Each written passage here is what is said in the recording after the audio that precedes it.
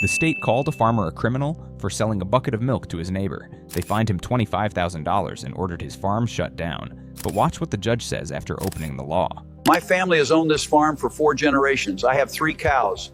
For years, my neighbors came to me for fresh milk. I never advertised it. I simply filled a bucket and sold it to them for a couple of dollars, as neighbors do. People knew my cow by name. They trusted me. Last month, a state inspector showed up, took a picture of my bucket, and handed me a citation for illegally selling dairy products without a processing license.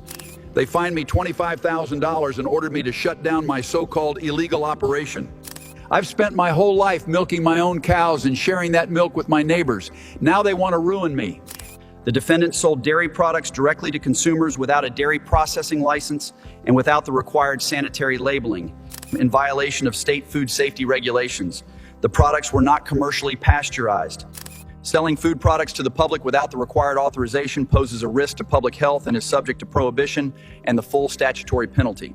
The enforcement action was carried out in accordance with applicable regulations. I'm opening the state's Direct Farm Sales Act. I'll read it exactly as written. A farmer may sell products from his own farm directly to the final consumer on the farm without a dairy processing license. That exemption is explicitly provided for small farms. Your industrial processing regulations apply to factories and retail stores, not to a man with 3 cows selling milk from his own farm to his neighbor across the fence. You applied factory laws to a small family farm. And during all these years, you have not presented this court with a single complaint or a single case of anyone becoming ill. The charges are dismissed in full. The $25,000 fine is vacated.